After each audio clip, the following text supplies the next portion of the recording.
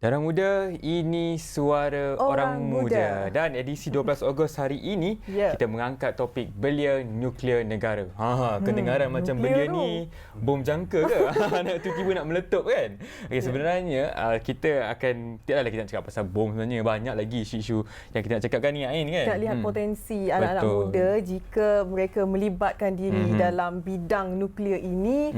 Step itu ke mana? Apakah masa hadapannya? Dan tahukah anda, sedikit perkongsiannya, di Malaysia terdapat satu-satunya reaktor.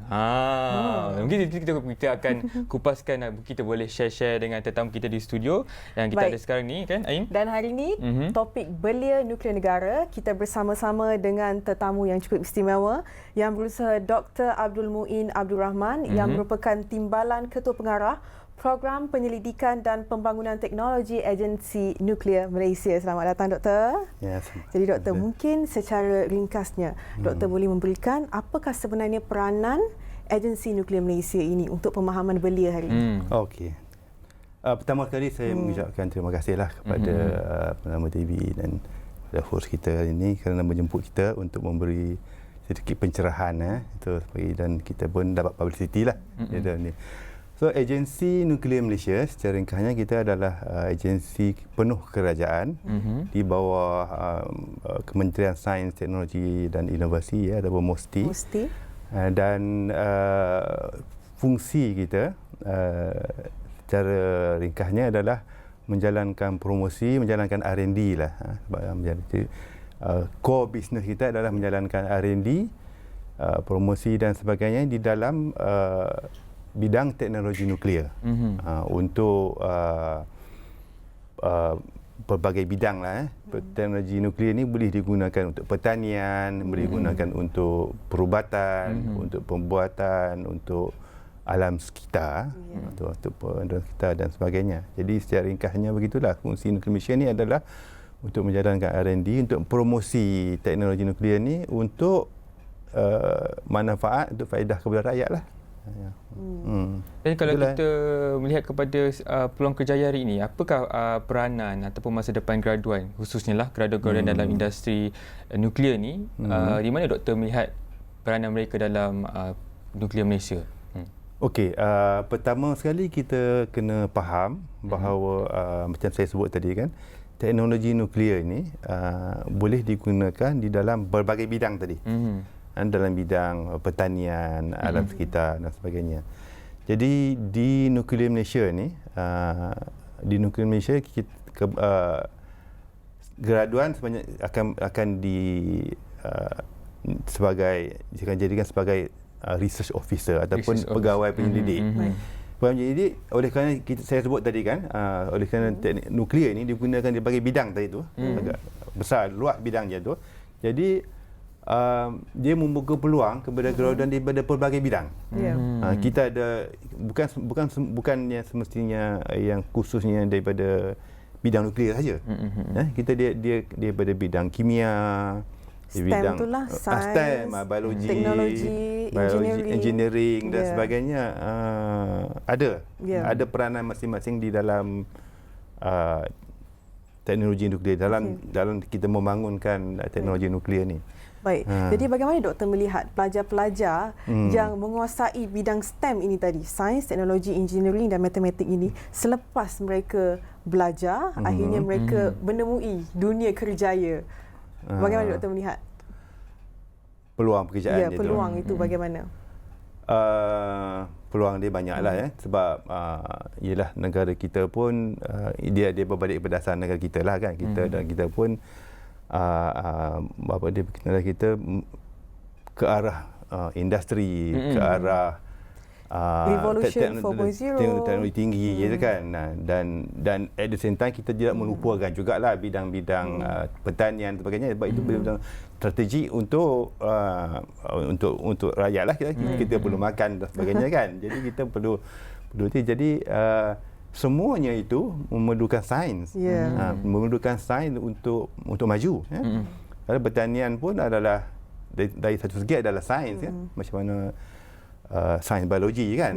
Jadi dan juga lain-lain lah, semua ada sains sangat penting lah. Tapi doktor, kedengaran ni macam menarik juga mengenai nuklear ni. Cuma bila kita bercakap mengenai nuklear, kerana kalau kita melihat kepada situasi waktu saya di universiti, saya ada juga ada rakan yang mengambil kursus nuklear ni. Tapi waktu mula-mula perkenalan tu, saya tanya, kau ambil kursus apa? Nuklear. Kau nak buat bom ke? Apa?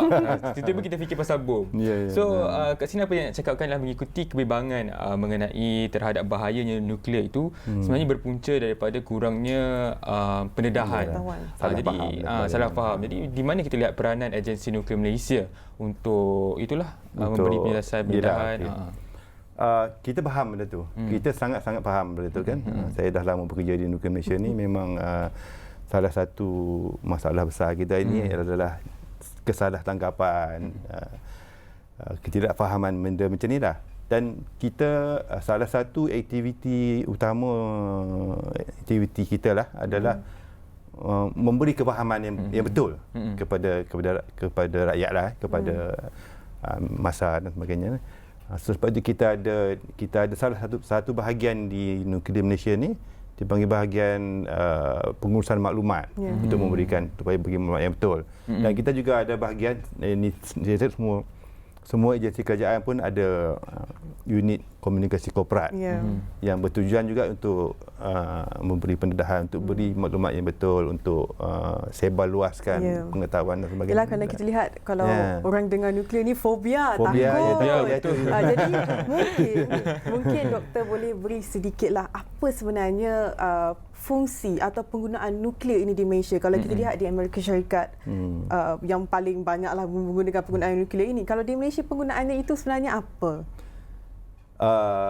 Okey, di Malaysia penggunaan yang saya sebut tadi lah, penggunaan nuklear ni kita lebih kepada, kalau di dalam istilah yang digunakan oleh IAEA tadi, International Atomic Energy, kita panggil for peaceful uses, untuk secara aman lah. Okey. Kalau peaceful uses ni ada dua yang besar. Of course yang digunakan untuk weapon tu kita tak cakap lah pasal tu kan. Itu realitinya ada lah, tapi bukan di sini lah. Okey, kalau tu ada dua lah, sama ada kita gunakan untuk nuclear power ataupun untuk generate electricity, ataupun yang non nuclear power.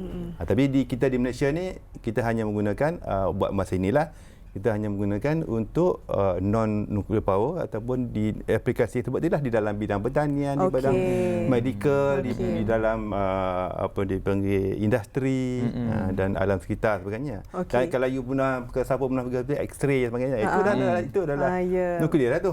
Baik, menarik apabila doktor sebutkan tentang nuklear ada hubung kaitnya dengan pertanian. Dan ada produknya di sini, iaitu beras. Beras ini, cuba doktor ceritakan sikit apa yang hubung kaitnya antara nuklear dan dengan pertanian akhirnya terjadinya beras ini. Beras ni,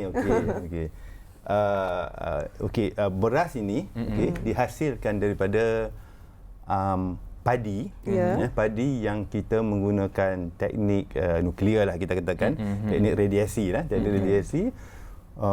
Asalnya benih dia benih konvensional lah, benih konvensional. Kita radiate beras benih itu untuk menghasilkan variety yang baru dipanggil. Variety yang baru tu menumbuhkan, jadi tumbuh beras padi yang istimewanya adalah dia tahan lasak. Pertama dia maknanya padi ni boleh tahan, kalau kurang air pun dia boleh tahan, boleh hidup. Kalau air banyak, banjir pun dia boleh tahan, dan dia menghasilkan yield ataupun yang tinggi.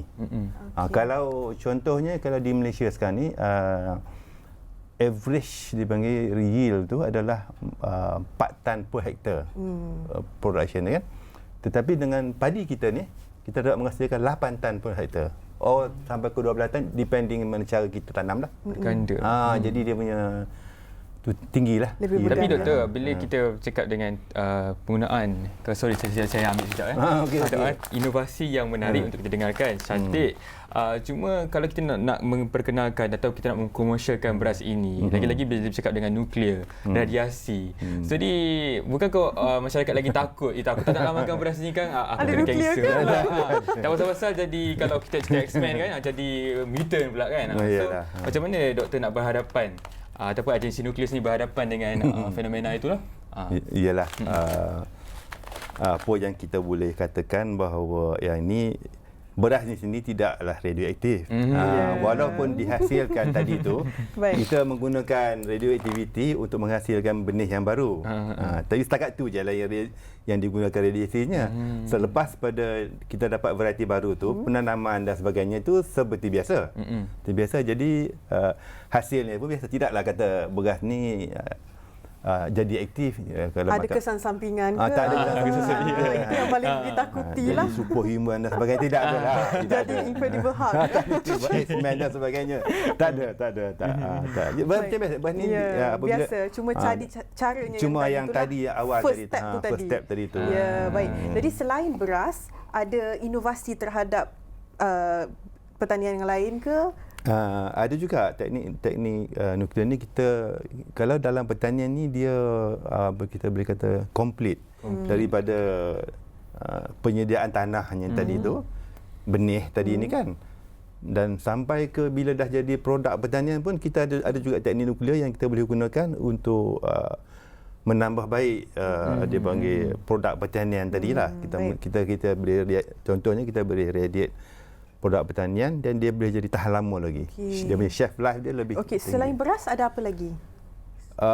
Setakat ini. Untuk beras ni kita ada dari biak bakar mutasi kata lah. Ada juga kita buat kepada kacang tanah. Kacang tanah. Ada juga kita buat berbagai lagi, saya pun tak ingat berapa produk lagi kan kita buat. Baik. Ya, okey. Kita tadi industri pertanian. Lepas ni kita nak pergi kepada industri ini pula. Ini adalah untuk yang tahan karat tu ya. Tahan karat ya. Dan untuk kita tahu, anda teruskan bersama kami dalam Darah Muda. Kita berehat untuk seketika.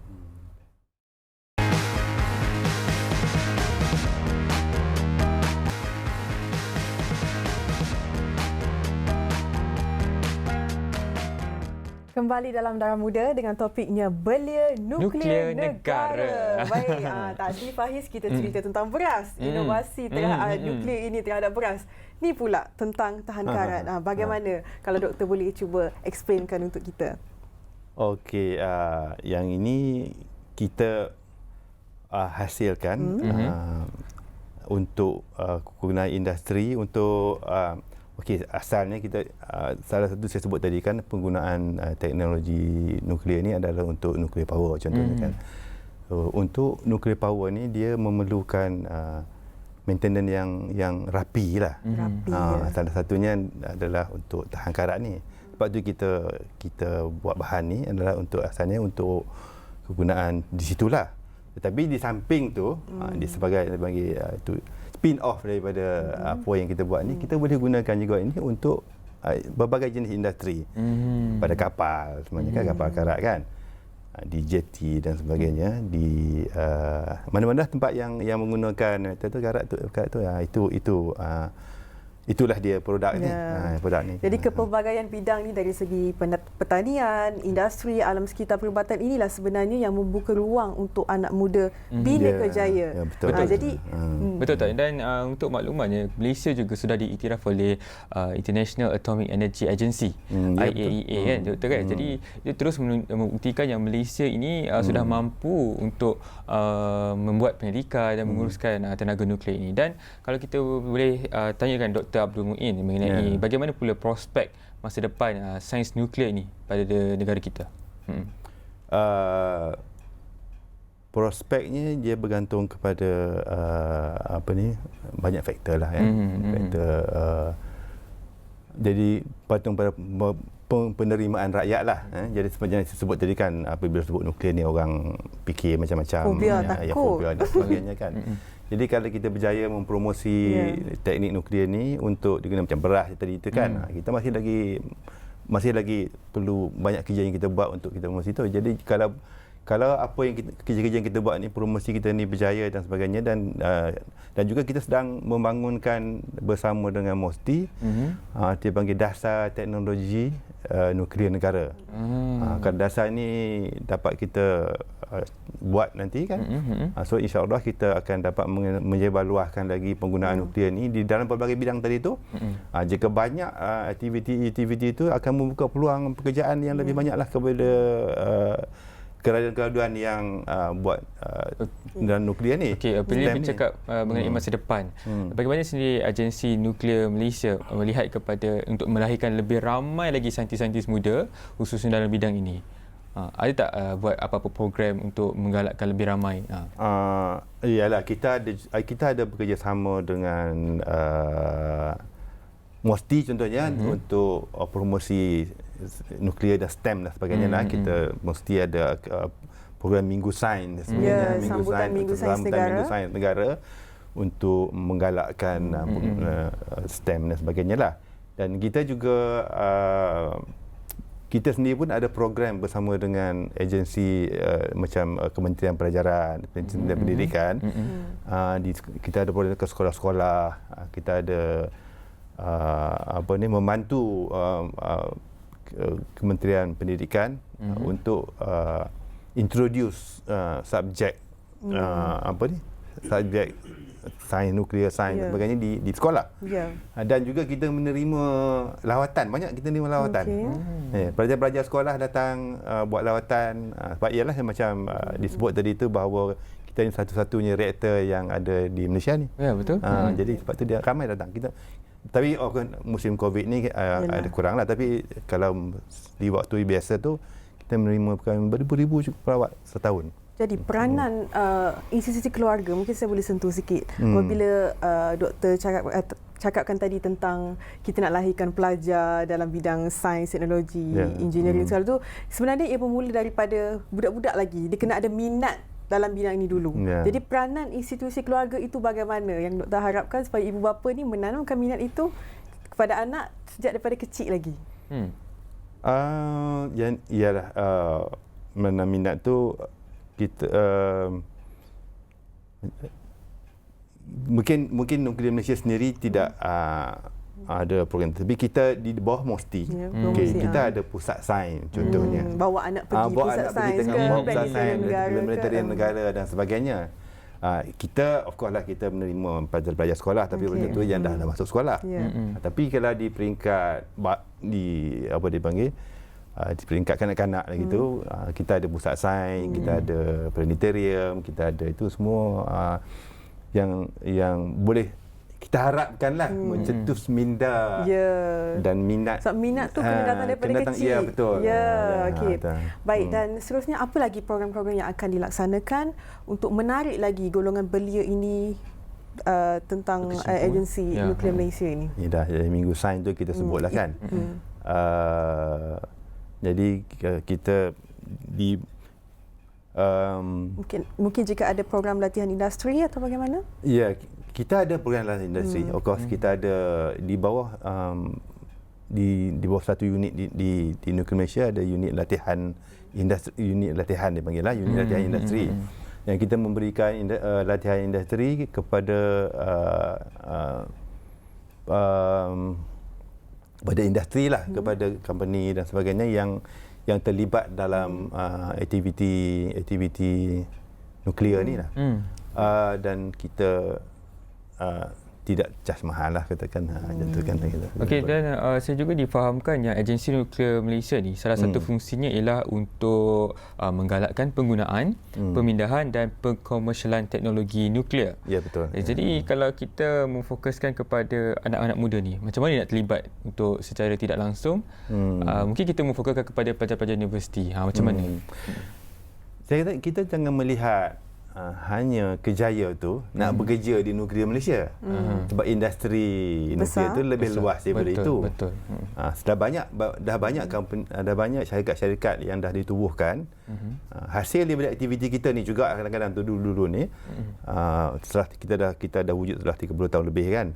Jadi yang menjalankan aktiviti nuklear, contohnya company NDT contohnya, yang non-destructive testing sebagainya. Jadi anak-anak muda ni boleh terlibat dengan company itu tidak mestinya tu, ataupun kita ada produk-produk macam ni kan, produk macam ni Nurah dan sebagainya ni yang perlu dipasarkan.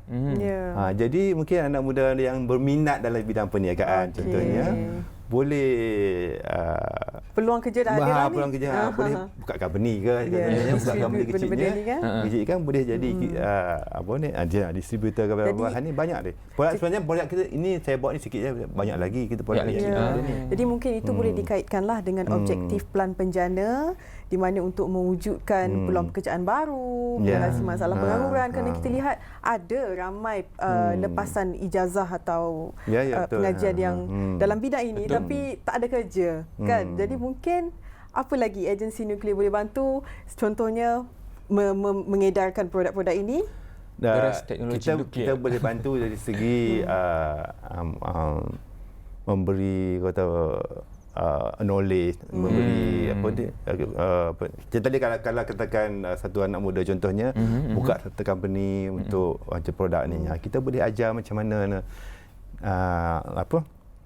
tentang produk ni lah dan juga jadi kelas latihan dan bimbingan itu diberikan. Kita boleh bagi konsultasi lah begitu. Dan kalau berminat kita nak dapatkan latihan ataupun berkongsi kepakaran mengenai apa-apalah nuklear ni macam mana? Macam mana kalau kita nak menyumbang kepada negara kononnya lah kan?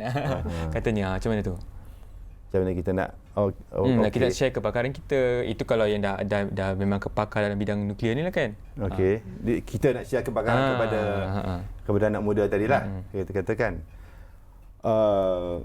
ialah salah satunya ialah kita mungkin tidak secara direct lah. Macam saya sebut tadi, anak muda ni mungkin dia join company ke, company yang terlibat dengan nuklear ni, dan kita datang ke ni, kita boleh bagi training dan kita boleh bagi advice dan sebagainya kan. Kita boleh bagi nasihat, khidmat nasihat dan sebagainya. Itulah kita boleh buat lah yang kita boleh buat bagi kita kan. Okey, baik doktor. Jadi mungkin minit terakhir ni saya nak tanya doktor pandangan doktor lah tentang dulu negara kita pernah ada satu cadangan untuk menubuhkan satu reaktor nuklear. Jadi zaman dah berlalu, hari semakin hari berganti. Jadi keyakinan persediaan negara kita hari ini untuk menubuhkan reaktor nuklear itu dari segi teknikalnya bagaimana? Mana maksudkan kita ni reaktor nuklear power lah tadi kan. Sebab kita dah ada kepakaran. Kita telah membina kepakaran tu lah. Aku ramai yang dah bersara pun tapi yang masih bertumbuh gantilah kan. Tengok dari segi kalau kita nak memulakan proses untuk ke arah nuklear power ni, kita ada kepakaran tu. Kepakaran tapi mungkin kemungkinan lah kepakaran tu sebab dah lama dah ada yang sebagainya ni. Sebab kita tidak ada program yang konkret lagi tentang nuklear power ni. Mungkin kepakaran ni tidak cukup untuk katakan nak operate reaktor dan sebagainya. Tapi untuk membina satu nuklear reaktor ni akan mengambil masa yang lama. Jadi untuk kita boleh memulakan kepakaran yang ada ni boleh memulakan proses tu.